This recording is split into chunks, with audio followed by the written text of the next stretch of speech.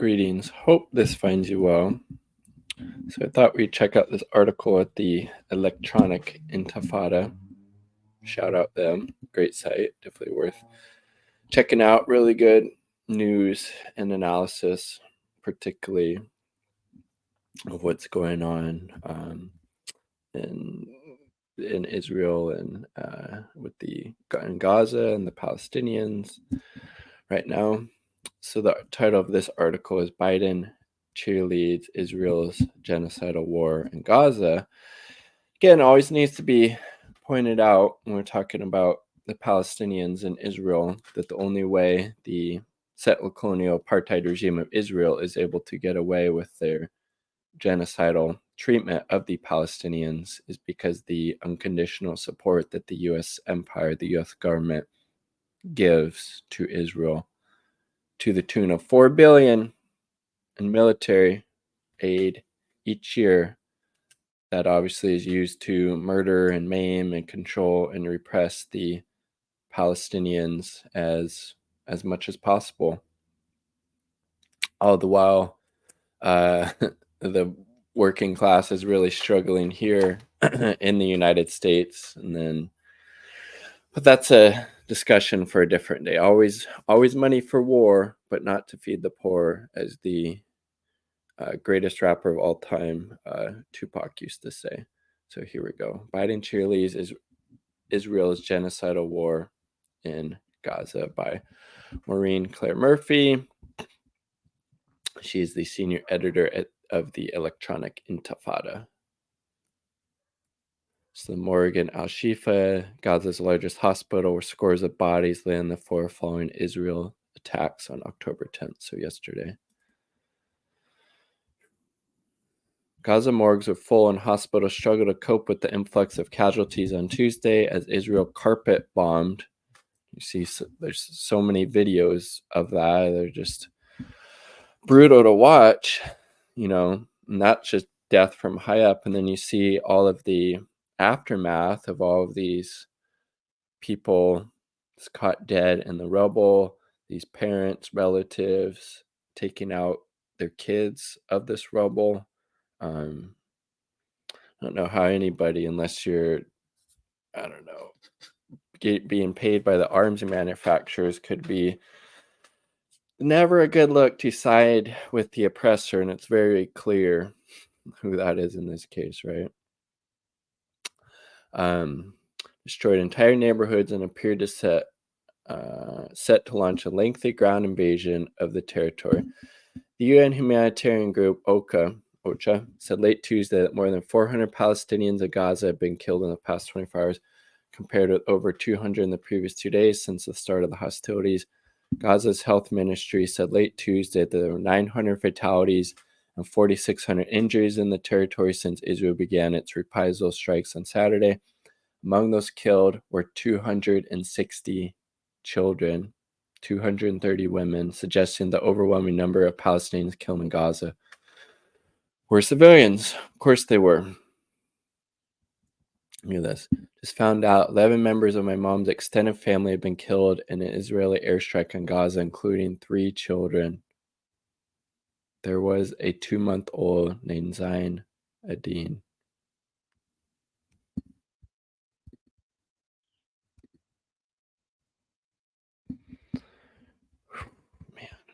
Man, oh man, oh man.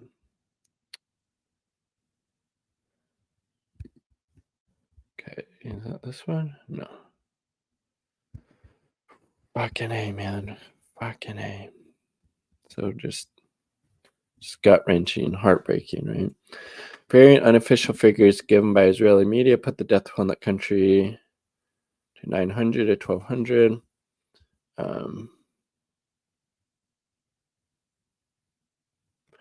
Israeli military conducted tours for foreign correspondents at Gaza area settlements where it said civilians were massacred, but has denied Israeli journalists access to those areas. Israel's military spokesman, so the government claims military has a long track record of lying, and in general, its claims should be met with skepticism until it's verified.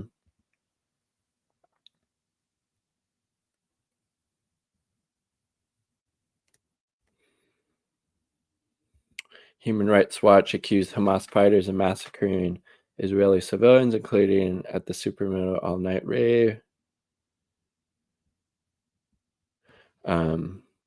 I mean, just obviously, hopefully those people weren't killed there, but also saw reports that the IDF was firing on Hamas fighters, using that crowd as basically cover. Not to mention the fact, what kind of person, what kind of mentality do you have to be this all-night rave next to a literal fucking concentration camp, right? I'm just saying, that's, come on.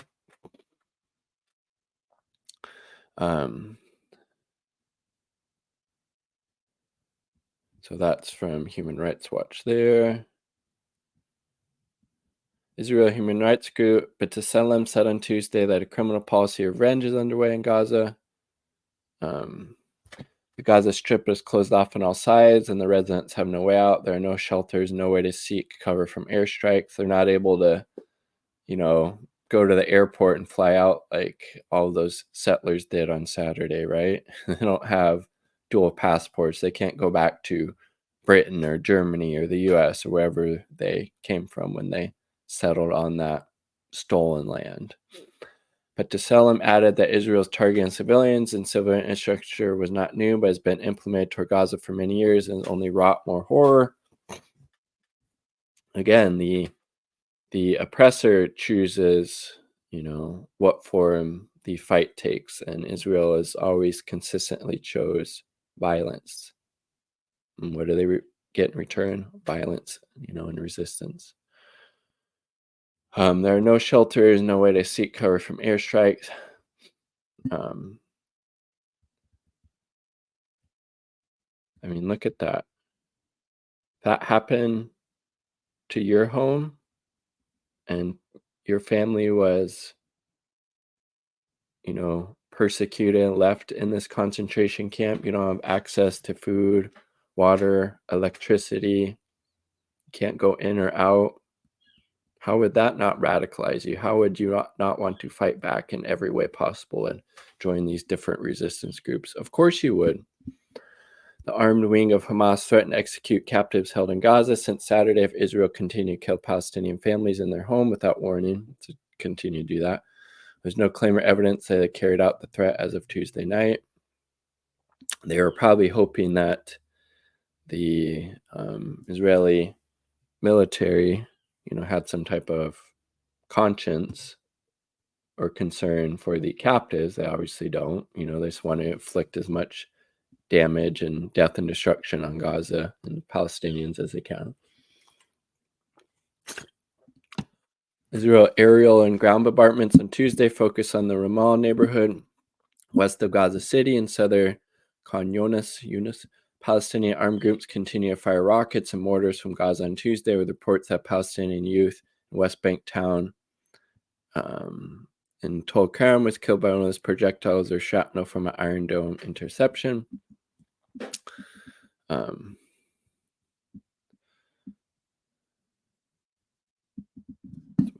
Watch this. It's like an earthquake driving through the Gaza City southern neighborhood. The scale of destruction is Jesus fucking Christ.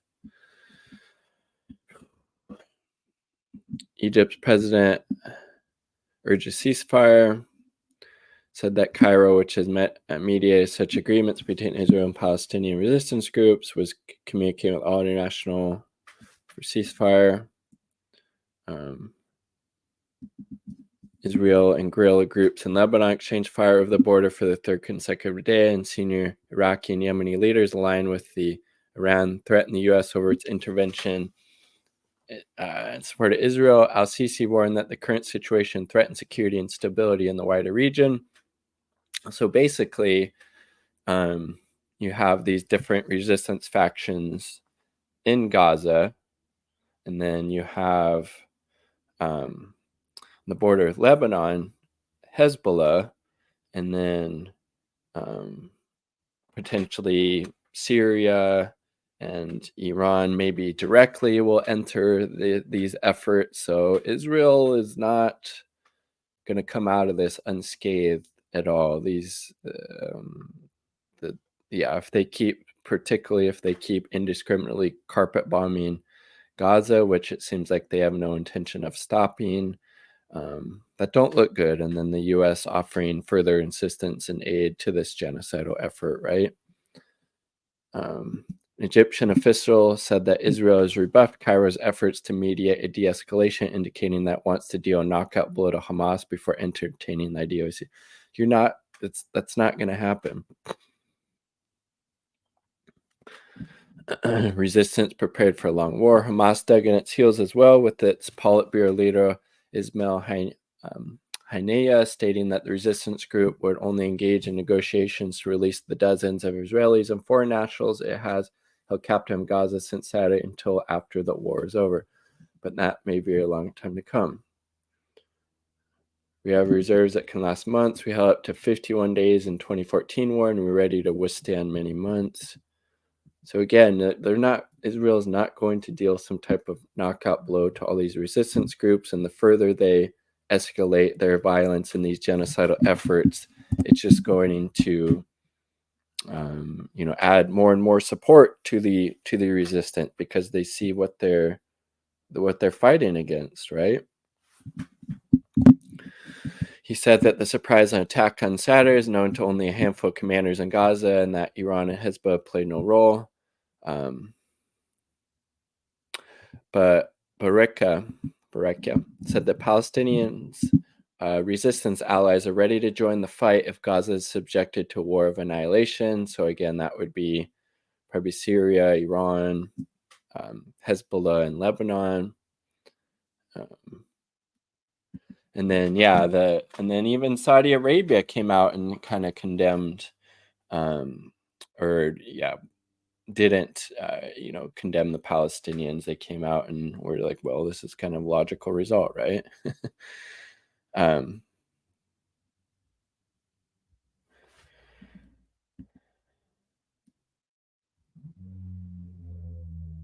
Let's see.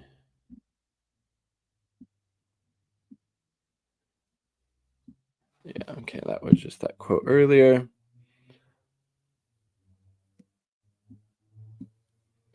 Yeah, half of the people in Gaza are under 18. Most who are refugees from lands beyond the boundary. And again, Miko Peled, his father is or was a senior Israeli general, and he has obviously had a huge, change of heart. Someone wrote, Israel is turning Gaza from a concentration camp to an extermination camp. Joe Biden is sending an aircraft carrier to help who? Regime that calls for extermination of over 2 million people, an apartheid regime. Americans, it's time to wake up. Biden cheerleads Israel's genocidal war. Yeah, this is Israel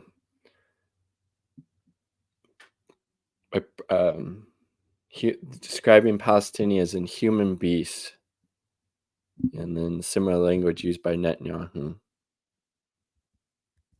Israel has imposed a total blockade on Gaza. No electricity, no water, just damage. Israel military body. You wanted held, now you will get it. Not that it wasn't held before, right?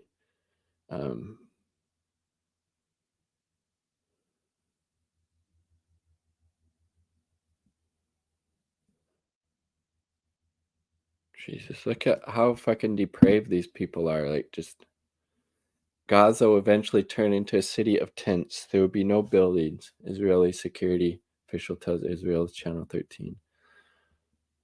Again, can you not tell who the oppressors and the oppressed are in this situation? The power dynamics pretty clear.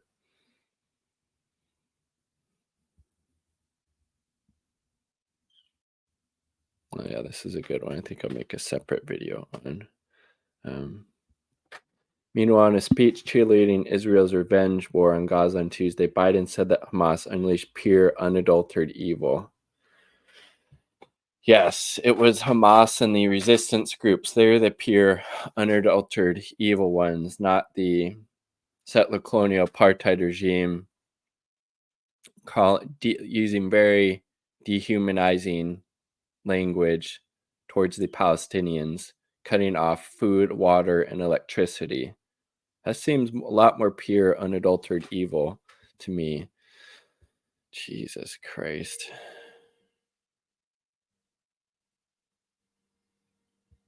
Yeah, just more fucking propaganda from Biden, but I mean it's not surprising, right?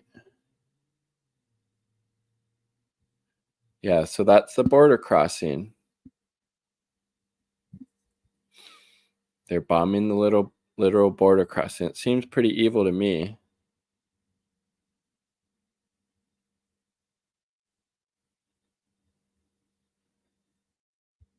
Having to wash burns with soap.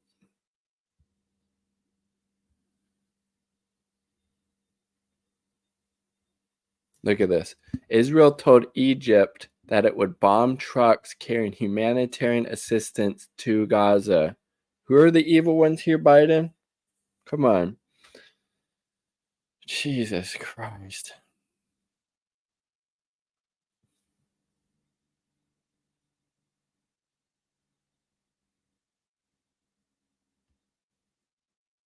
It's a long article, huh?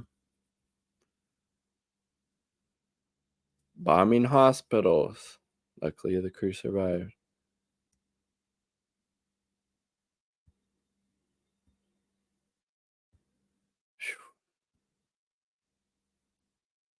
Look at that. They were all killed. 9th journalist to be killed. I mean, obviously, whoever dies, it's really sad, but look at that. 3 children, partner, dead. Who's the evil ones here? Who's killing children indiscriminately, Biden? It's the Israelis.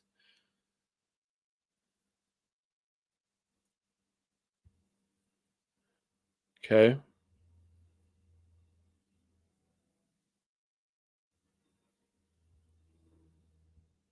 Look at that.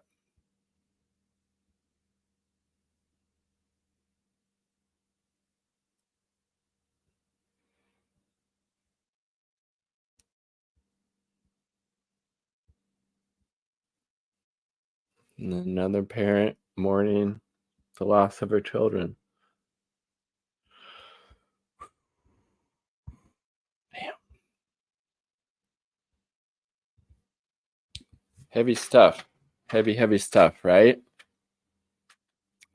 But particularly somebody living in the belly of the beast here in the US, it's important to speak out, particularly given that the US is, again, unconditional support for this settler colonial apartheid regime is one of the reasons that they're able to carry out these atrocities, while they're able to carry out this turning, Gaza from a concentration camp into an extermination camp, right?